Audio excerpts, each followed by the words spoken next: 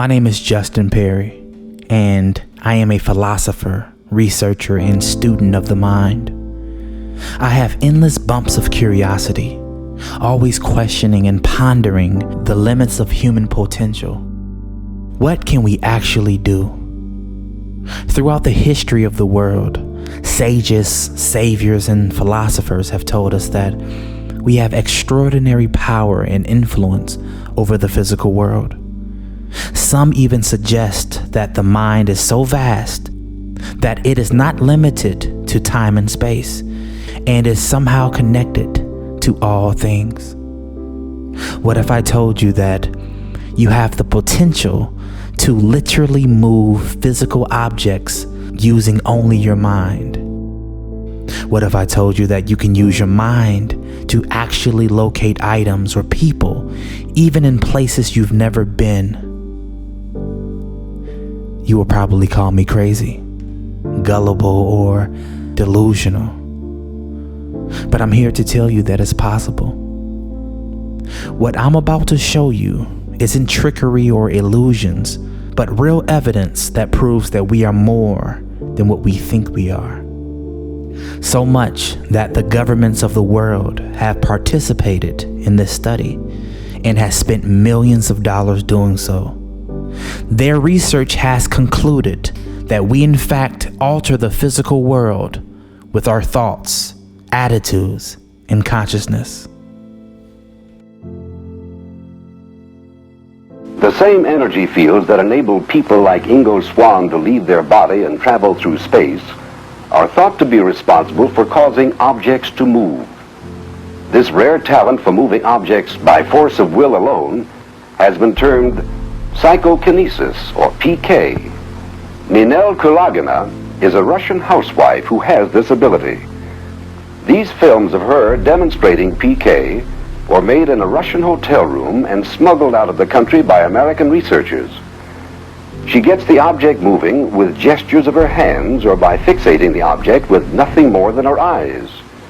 Kulagina has been studied intensively for more than 10 years by Professor Sergeyev of Leningrad University, who has reported on her work. These films and demonstrations are subjects of unending controversy. Is she a sensitive or a charlatan? According to those present at these demonstrations, it sometimes takes Mrs. Kulagina 2 to 4 hours to rev up her supernormal powers. Her pulse races to 250 beats a minute. She loses up to 3 pounds after a demonstration of psychokinesis. Edward Naumov is a Soviet researcher sitting to the left of Ninel Kulagina. He reports she was actually much sicker than she looks in the film. The strain on her heart was so great we had to stop the camera several times. It took us over 7 hours to make the film, and afterward she temporarily could not speak or see. For days after doing the tests, her arms and legs hurt. She felt dizzy and could not sleep. She described a sensation that usually heralds success, a sensation like that of a hot stream of energy traveling from the base of her spine up to the back of her neck and remaining there as if waiting for her to direct it. She adds ruefully that this hot current often leaves her with a bad headache.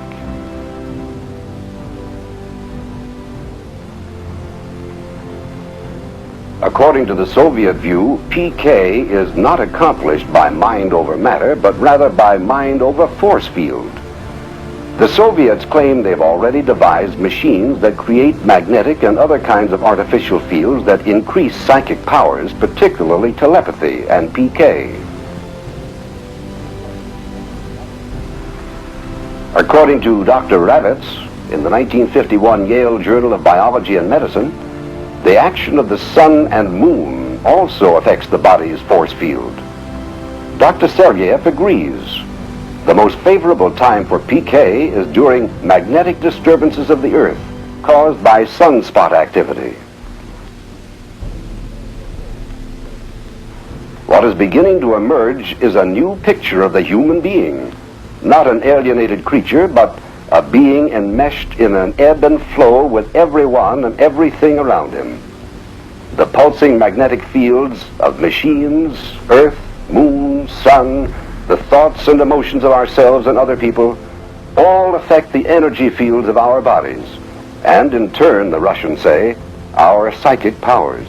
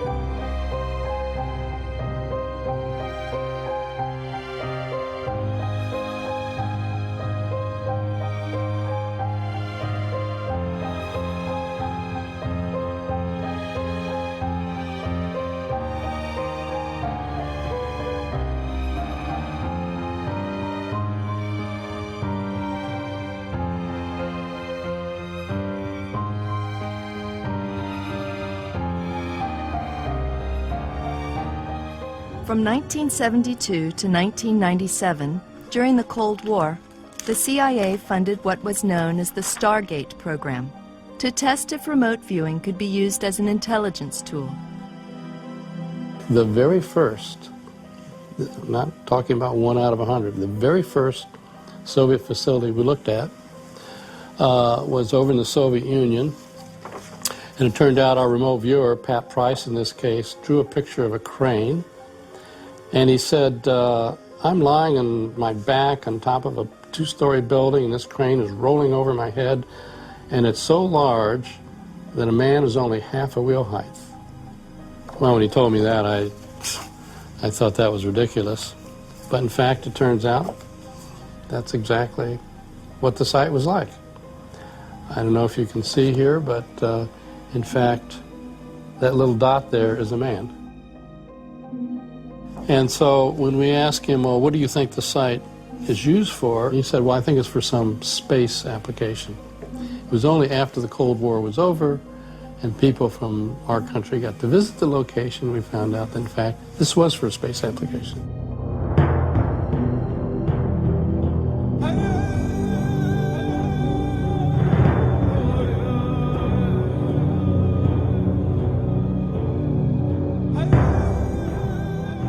The old-fashioned theory was that remote viewing had something to do with the brain, sending and receiving electromagnetic brainwaves like a mental radio transmitter.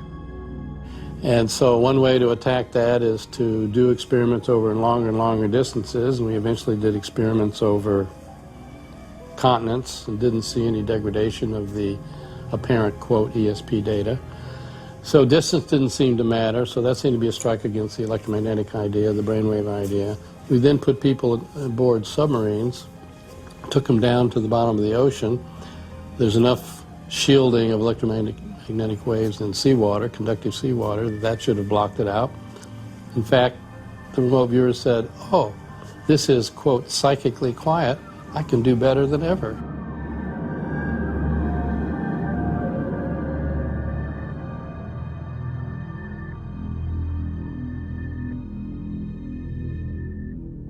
So the major area that we're looking at actually has to do with the fact that although empty space appears to be empty, quantum physicists know it's not really empty.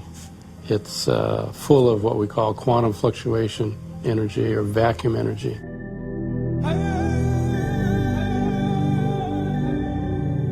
Hal thinks there is a mysterious energy pervading all empty space in the universe, including the cells of our body and our brains. He calls it vacuum energy, or zero-point energy. It might connect us all, in which case it might explain remote viewing. It's our liquid nitrogen tank. Yeah, the reason it's called zero-point energy is that even if you were to cool the universe all the way down to absolute zero, where all thermal motions get frozen out, this energy still exists.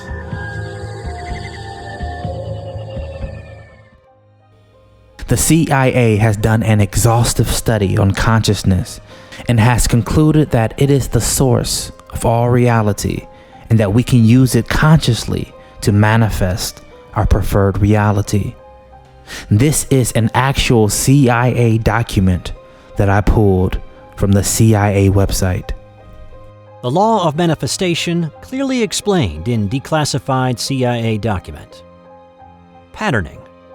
This technique involves use of the consciousness to achieve desired objectives in the physical, emotional, or intellectual sphere. It involves concentration on the desired objective, while in a focused 12 state, extension of the individual's perception of that objective into the whole expanded consciousness, and its projection into the universe with the intention that the desired objective is already a matter of established achievement, which is destined to be realized within the time frame specified. This particular methodology is based on the belief that the thought patterns generated by our consciousness in a state of expanded awareness create holograms, which represent the situation we desire to bring about, and, in so doing, establish the basis for actual realization of that goal. Once the thought-generated hologram of the sought-after objective is established in the universe, it becomes an aspect of reality which interacts with the universal hologram to bring about the desired objective, which might not, under other circumstances, ever occur. In other words, the technique of patterning recognizes the fact that since consciousness is the source of all reality, our thoughts have the power to influence the development of reality in time-space as it applies to us if those thoughts can be projected with adequate intensity. However, the more complicated the objective sought, and the more radically it departs from our current reality, the more time the universal hologram will need to reorient our reality sphere to accommodate our desires. Monroe trainers caution against attempting to force the pace of this process because the individual could succeed in dislocating his existing reality with drastic consequences. What about the psychic children of China? I have found a research study from 1981 from the Chinese government labeled "Some Experiments on the Transfer of Objects Performed by Unusual Abilities of the Human Body." 1981. Special thanks to Reconsider.news for their coverage of this wonderful article. It states that this study reported that gifted children were able to cause the teleportation of small objects such as radio transmitters, photosensitive paper, mechanical watches, horseflies, and other insects, teleporting them from one location to another that was meters away without ever touching the objects beforehand. The experiments were operated under exceptionally well-controlled conditions, both blind and double-blind tests. The researchers involved included not only observers, but representatives from the PRC National Defense Science Commission. The experimental results were all repeatable. The conditions for fraud or sleight of hand were totally eliminated, and multiple independent outside witnesses, technical and military intelligence experts were present at all times to ensure total fidelity of the experiments. So this begs the question, what can we actually do? And if the governments of the world have concluded that these abilities are in fact real, I think it's time for us as people to accept this as common knowledge. Just like when Roger Bannister broke the 5-minute mile record. Once people start to believe that it's possible, others will begin to demonstrate even greater feats, and the world will have successfully shifted paradigms. If you enjoyed this documentary, sign up and download the YouAreCreators.tv app for more insightful videos and audios. This is Justin from YouAreCreators, and we support your dreams.